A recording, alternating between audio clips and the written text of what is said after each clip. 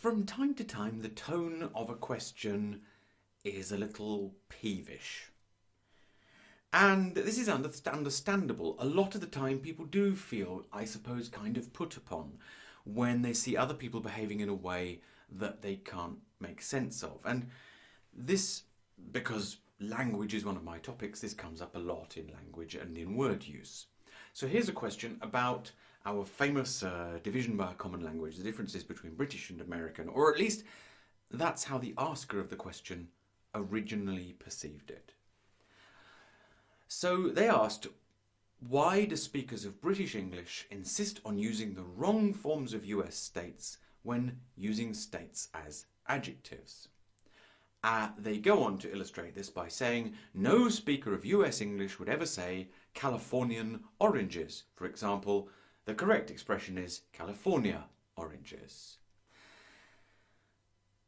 This, for me, is, well, I suppose you might think that this is somewhat of a can of worms.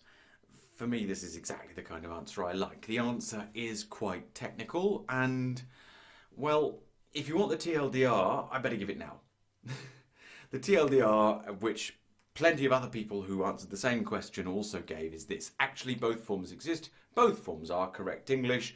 Both forms are correct English in both British and American English. And they're usually used differently, but there is some overlap between the meanings. But obviously, I can't leave it at that.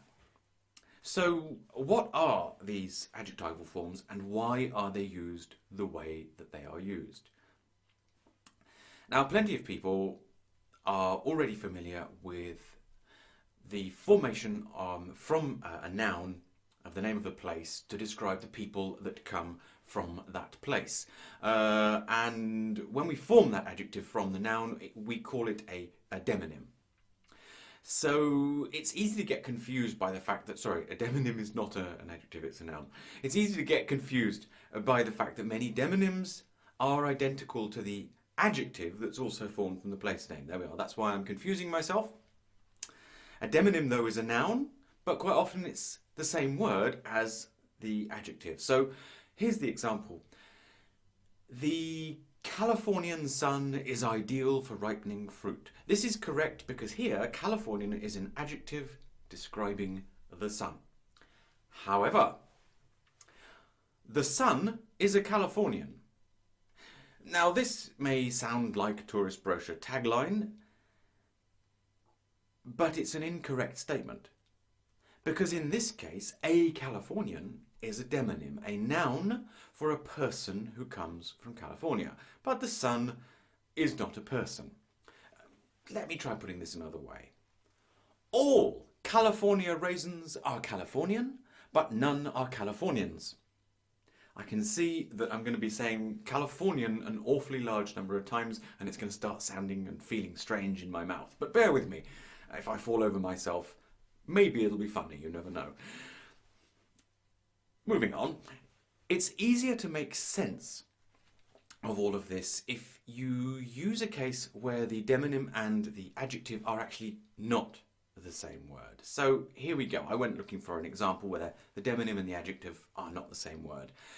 The county of Kent in the United Kingdom is known as the Garden of England. Historically, this is the county.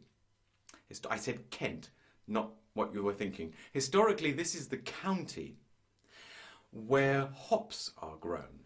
Many, many hops were traditionally grown for all sorts of traditional English beers. Now, the adjective for something from Kent is Kentish, but the demonym is Kentishman, or also Kentish woman, if you like. Now, several varieties of hop are Kentish, but no variety of hop is a Kentishman.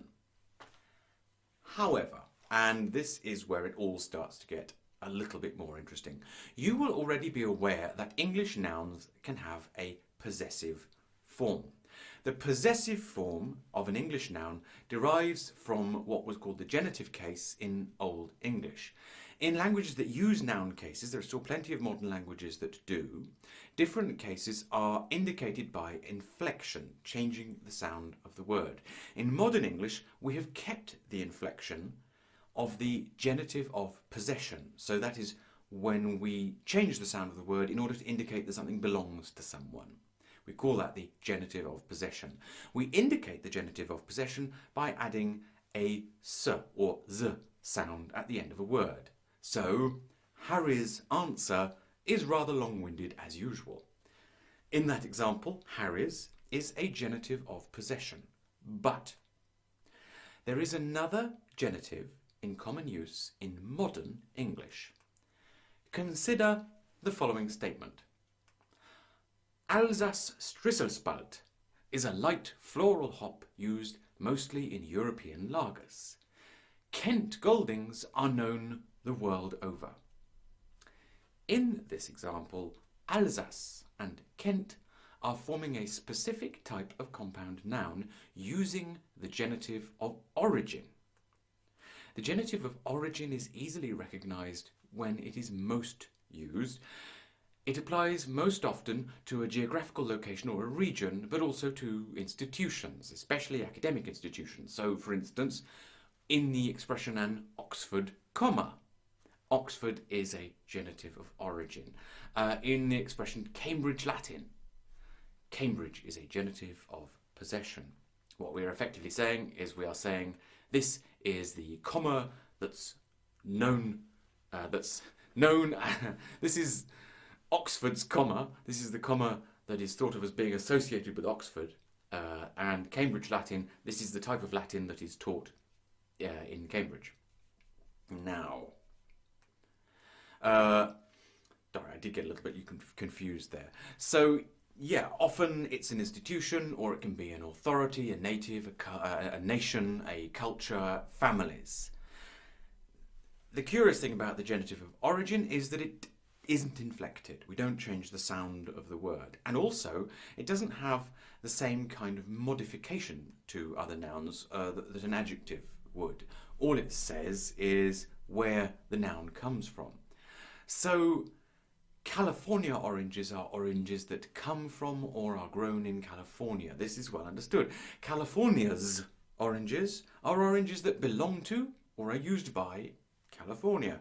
Californian oranges might be a variety specific or native to California, or just sold or marketed or distributed by California in such a way as they are uniquely identified with the state of California. An orange cannot be a Californian. I hope that's clear. And yeah, by the end of that, I started wondering what the hell California even means. It's a big state, and it's way over there. I hope you enjoyed that as much as I did.